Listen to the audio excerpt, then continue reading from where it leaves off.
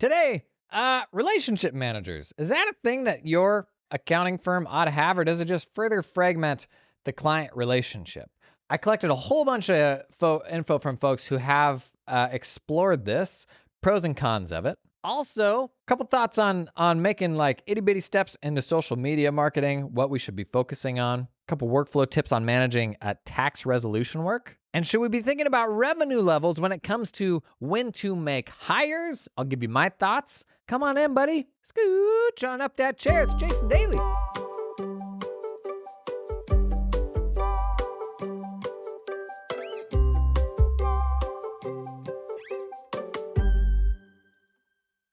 All right, age-old problem in accounting firms, especially if you do tax and accounting work. Do you have a unicorn that does all of the tax and accounting work? Or do you have an accounting person and have a tax person that kind of fragments that?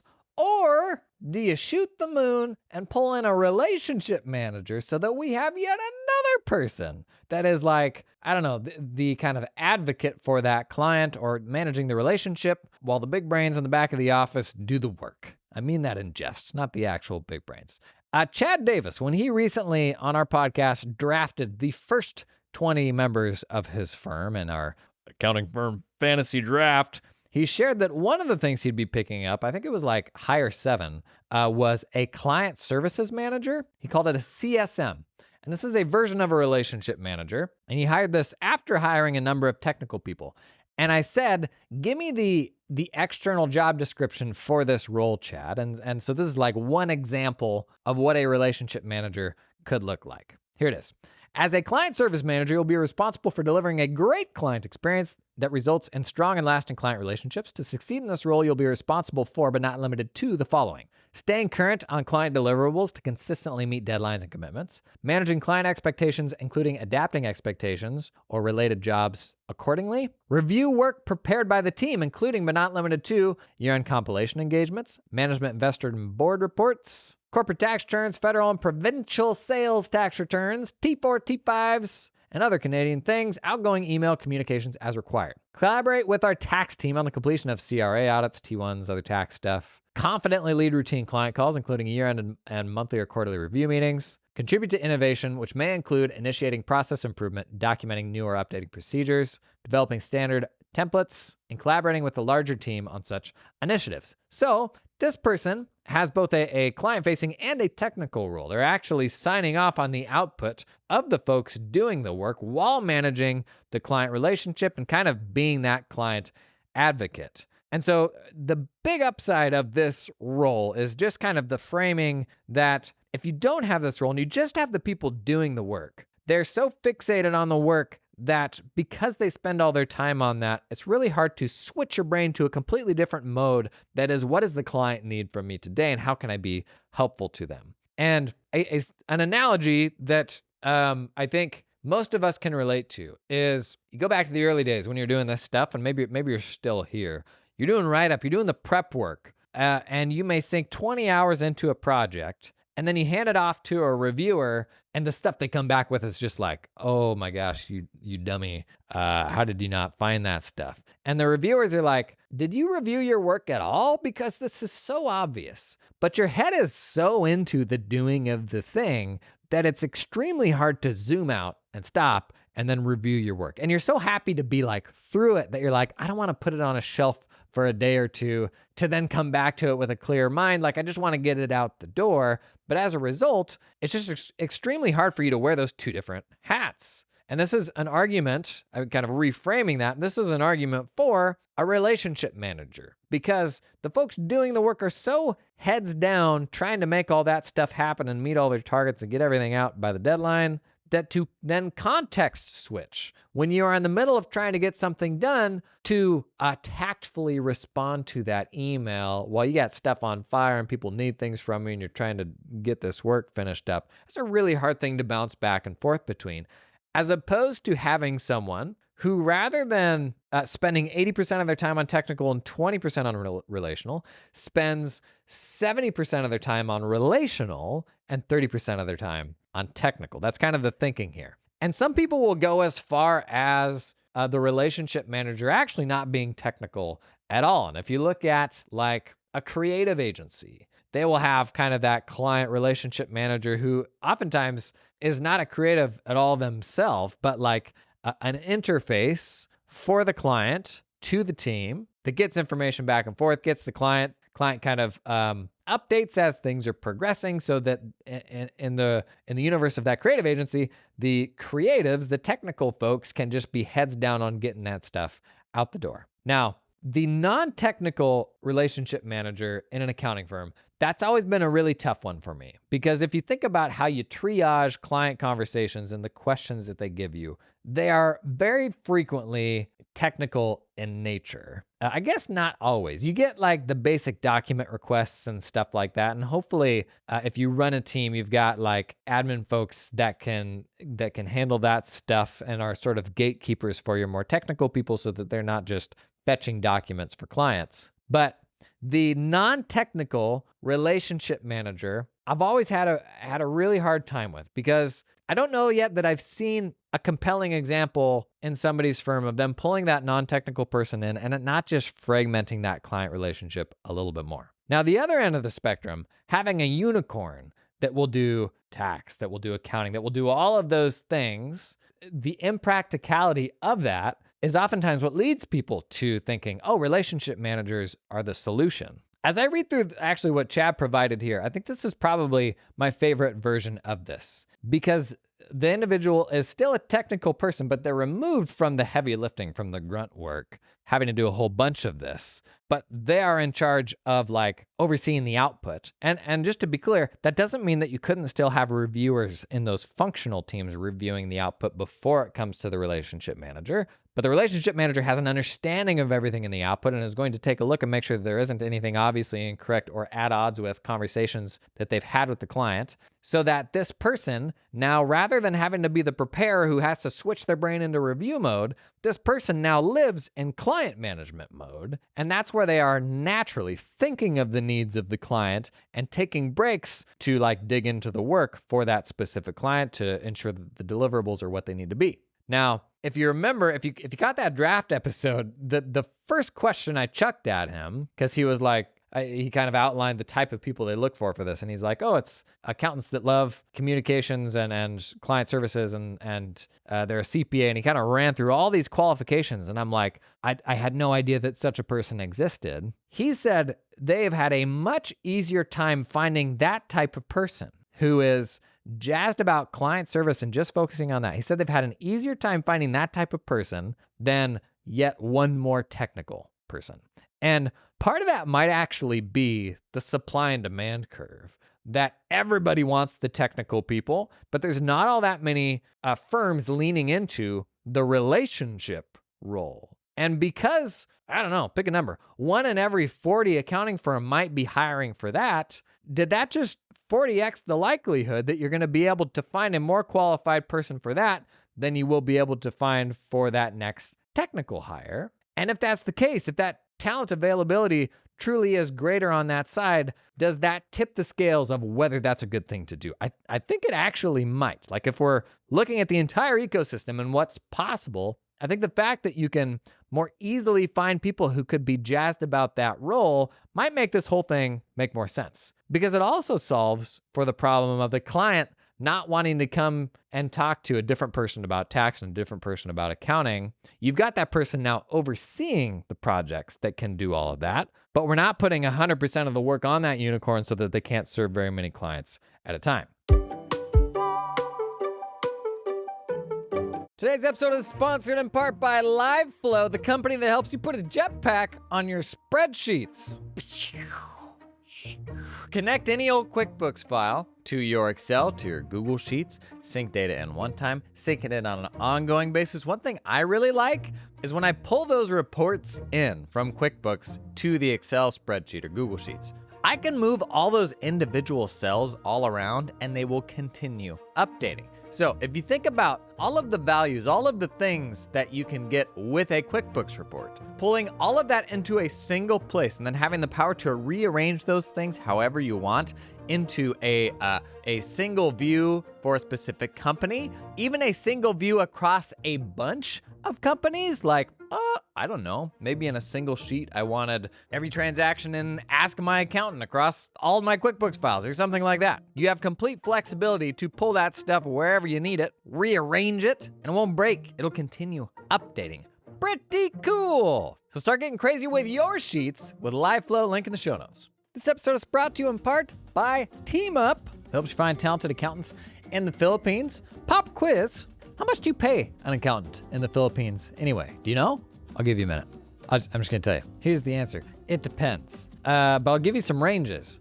Monthly salaries for full-time accountants in the Philippines for bookkeepers and accountants are gonna range from $900 a month to $2,000 a month.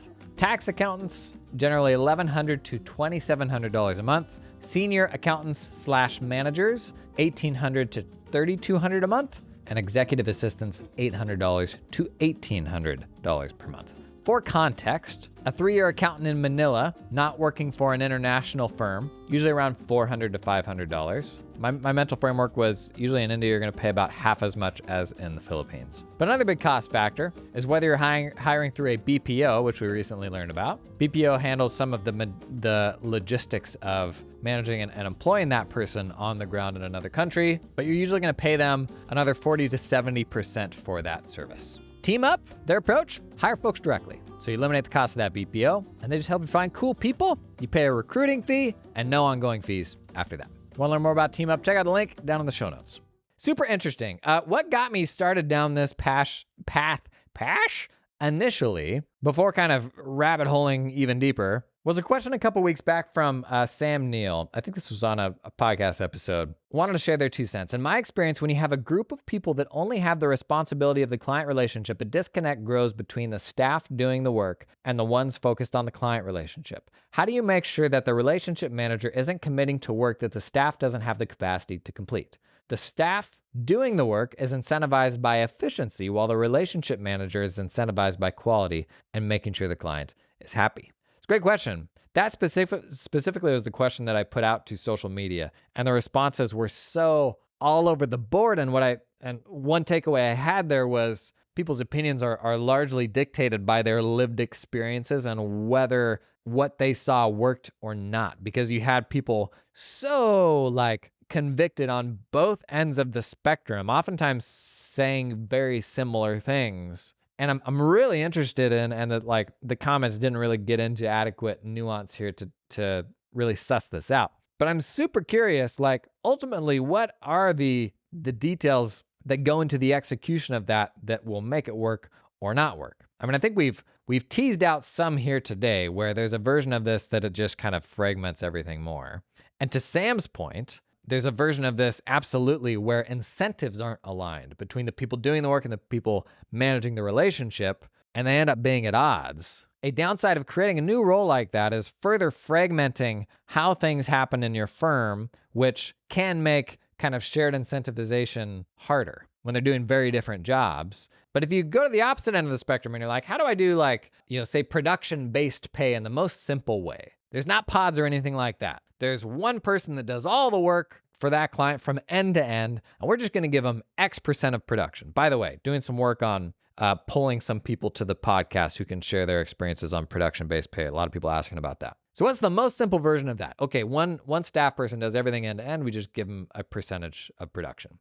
Well, what are the metrics that you're going to use there beyond production that also matter? Probably how happy is the client? It's not just going to be production. There's going to be some other factors there. I think whatever those factors are that build a more holistic snapshot of, am I properly incentivizing that person to do the right thing? Because while hourly billing and salary and just paying people to work hours, while that is a game that can be abused for sure and is problematic when it comes to incentives and being more efficient and all those things, production-based pay or incentive-based pay, all you're doing at the end of the day is trading one game for a different game. But the goal is it's a better game. It's a game that's more aligned with my interests as the owner. And generally, production-based pay, that will be a better game, not without its downsides. But however we build that more holistic incentive model, we probably want to project that on a group of people, on a team, on a pod. I don't probably want to come to my relationship manager and they have a completely different set of incentives and success metrics than my production team. And if they do, I think that's where you end up with the problem Sam's talking about here, that they're like, okay, I gotta optimize for the relationship, or just like that next happiness rating. Like they're gaming the heck out of it on their very narrow set of success metrics. Meanwhile, the production team, like they're just about output, they're about efficiency, right? Those metrics just fundamentally at the end of the day have to be blended. Otherwise, I do think you have this problem where everybody's playing a different game and not necessarily pulling us all in the same direction. There were also a lot of comments on social that were like, it is as simple as communication, as holding people accountable. But I do think you can peel it back to what is the game that you're incentivizing your team to play. Almost everything boils down to that. And oftentimes when we're frustrated at the behaviors that they're exhibiting, it is because we haven't created a game that will lead them to act in a way that aligns with whatever I need from them. I'll be honest, I was cooler, as in not as into the relationship manager sort of approach, until I read that job description from Chad. I actually really like that. That guy, Chad, is just a wellspring of wisdom. What a guy. Quick sidebar, as we're closing in on 300 episodes, we might actually be there right now. I don't even know at the time that I'm recording this. Wowie wow, 300 episodes. When I started this, I thought it would just be daily for a week or two. We are still chugging along. And it's because y'all interact and ask smart questions, and we dig more and more into the nuance. Somehow we still uncover helpful things, and that's really exciting. Thank you for being here. I don't think I've ever asked for this before. If you've gotten value from this podcast, pop out to Apple Podcasts, leave a little review. You don't even have to write any text. This podcast, and the reason I haven't asked in the past is I'm like, I just want people to find it who like their friend likes it, and so they'll, recommend it to them or something like that. I don't need it on charts. The podcast has reached a critical mass where people actually are finding it via charts now, which is pretty cool. And so if that is an actual way for people to find this podcast and get help, then that stuff actually starts mattering more than it did before, at least. So if you want to take a minute to do that, super appreciate it. Also, maybe even better, if there's a colleague or something like that, and you're like, this episode was super helpful, send it to them, especially the ones that aren't online. I think if you're on social media, I'm pretty hard to avoid. But the vast majority of accountants are not online. Like if there's a service I can provide to you, hopefully it is evolving your thinking. But also a big part of this and how I would use my content is helping other people to evolve their thinking, because you can consume something and be super convicted as a result of all that consumption. And then you go to somebody else and you're jacked and they're like, I don't get it, man, because they didn't consume the same things that you did. So use this stuff to the degree that it is helpful for you and bending others to your will, right? And if that means sending an episode to a friend along the way, that's amazing. If you think in terms of my business, and I'll get back to the point, in terms of like what my business is now, this podcast is it is the least juicy part of my business relative to effort, relative to inputs, like the money that it makes relative to inputs by a mile compared to anything else. But I honestly think this is probably the highest impact part of my business. Because the folks that engage here, I don't want to say super fans, but it's like it is your most aligned members of your audience, right? Those are the people that'll like go into battle with you, and are the people that you learn from. Like that's your community. Anyways, 300 episodes. Wow. Today's episode is sponsored in part by Client Hub. When it comes to choosing a PM, it comes down to the 4 C's: capabilities, client experience, clarity, and community. I already told you about capabilities and client experience. Today, we are talking clarity. How approachable is that system? I tell you what, as these systems have matured, they have turned into monsters. Frankly, some of them, when you look at them now, is like, it's just a lot.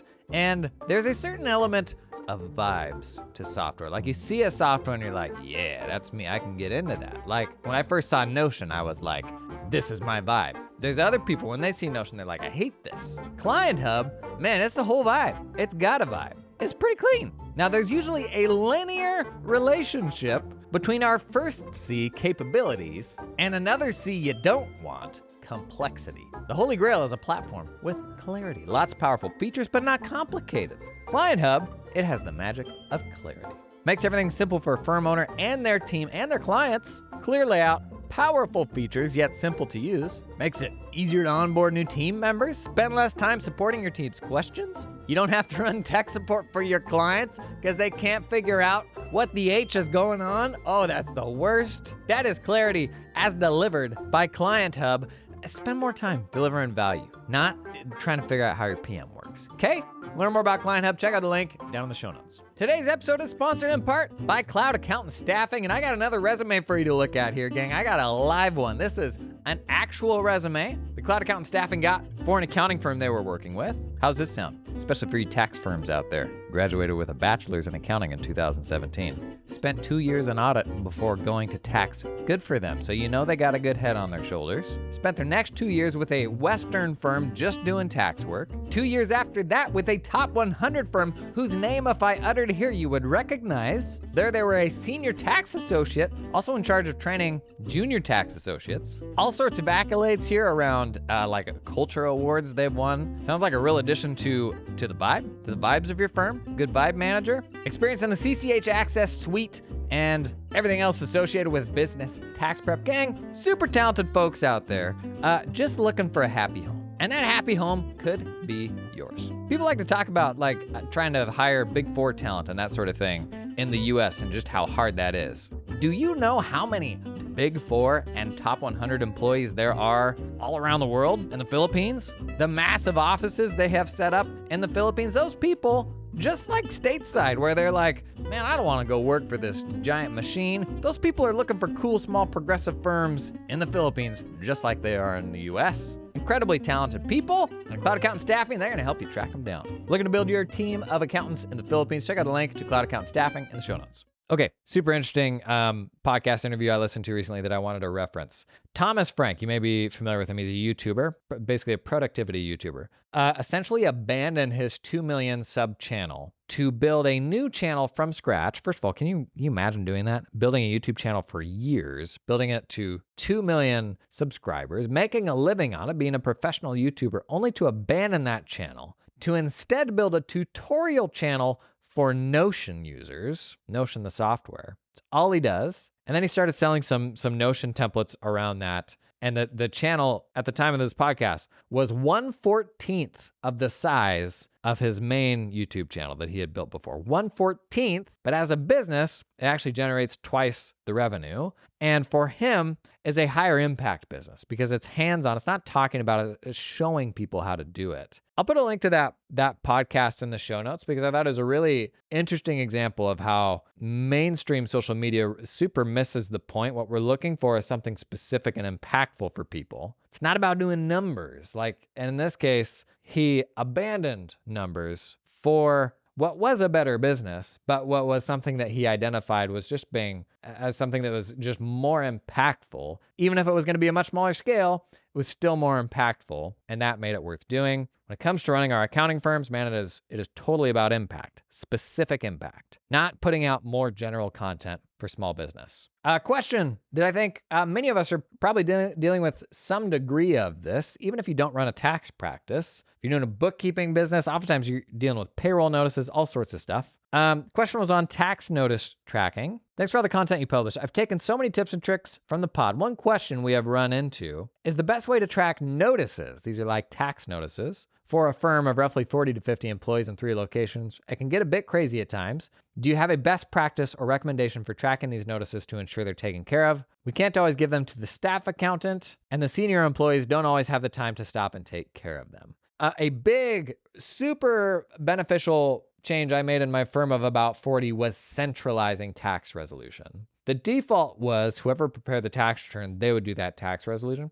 Tax resolution, I learned, is one of those things where there is a right way and a wrong way to do it, and an efficient and an inefficient way to do it. There's actually fantastic tools that can make tax resolution much more turnkey. Canopy has a dedicated tax resolution tool. You don't have to buy their practice management system. You can just buy that tax res tool still, I believe. Pitbull is another provider where literally by the letter ID, like by the type of the letter that you get, it walks you through step by step the best way to respond to that letter, even pulling in all sorts of variables around that client's circumstances and have they done this or have they done that? If so, use this template versus that template. Tax resolution can be much more systematized than we often think it can. And because it is a skill and like an art form, it's absolutely worth centralizing. And so when we pulled that stuff all into one person, it got done in, I think you can genuinely get the same amount of work done in 20% of the time at a much higher quality. So like many things in your firm, until it's somebody's job, nobody's going to be pumped to do it, especially if they think their job is to get tax returns out the door, to keep clients happy. Like if they are a tax preparer, if they're a bookkeeper, in all likelihood, they're focused on month-end closes. So make it somebody's job, number one. But number two, seriously look at centralizing it, because that actually makes making it someone's job, that makes it much easier. Rather than across 40 people trying to hold all these folks accountable for these little one-off things, funnel them all into a centralized place. They're going to get done much more efficiently that way. And then that's, half of that person's job. At a firm of 40 to 50 people, maybe that's a quarter of a person's job. But centralizing that was a huge improvement for us. Last, as I did that firm draft where I was kind of picking my employees, I got a lot of questions around what revenue levels I would make hires at. And we heard from Chad Davis when he did his draft that when he launched his actual firm, they actually took out a loan and hired a few people in the beginning because they wanted to get all those people started like at the same time and growing together, thinking that those people would kind of be the foundation long term of that firm. Interestingly, he said, were he to do it again, he would bootstrap it and just hire a person at a time. A lot of variables go into how fast you're going to hire. Stuff like just things like that. Are you going to finance ahead of time? Are you going to do an acquisition? For mature firms, a lot of firms try to get to that $250K in revenue per person target, which is a very profitable target. But that doesn't really mean anything when you're starting out and you're doing some work like that just clouds all these metrics. So I don't really think that there is a great kind of unifying metric here. It also depends on how aggressively you want to grow and how much you're going to reinvest into upskilling people to stay ahead of capacity. Decisions like, am I going to hire folks offshore? Am I just going to hire onshore? Am I going to leverage outsourced service providers where they can be a helpful added source of capacity when you need it, but not always the most profitable way to get stuff done. All of these things can, like outsourced providers, for example, they de-risk a lot of things for you, but they're much less profitable than building your own team to do this. In a mature firm, like you need to be pushing to like 150 to 200 to 250 in revenue per head. In more modern firm structures, that gets a little trickier to measure because we're trending towards building more of an org chart around technical people rather than your firm being 100% technical like they were in the past. Now we're talking about relationship managers. We're talking about admins doing more of what was considered technical work because we actually want to de-skill whatever we can to be done by an admin. So all these like yardsticks and best practices, they get really tricky because it's not just about the technical people anymore. And even technical people take so many different forms from onshore to offshore and all that. The better thing to think about probably is the overall margin of the practice. Small practices, unless you're really investing in growth and hiring ahead and all that, if you are removing yourself from the work in a 2 million or under practice, if you're removing yourself from the work, that ought to be a 20 to 30% margin firm. If you're doing a ton of the work, there's no reason that firm couldn't be a 35 to 55% margin firm. That's probably the better perspective to have rather than like kind of these arbitrary revenue thresholds to make that next hire. More important than revenue is real capacity, like having an understanding of where you're at on capacity, what types of projects are going to consume, what types of people, because oftentimes you can have some folks that are under capacity while others are over. That is probably the better way to plan when to hire than revenue. And that is my non-answer to that question. Thanks for coming and hanging this week. I hope you heard my children screaming in the background for this one. I think that was just a doorbell too. You got any questions? Keep them coming down below. Let's do this again next week. We'll see you there.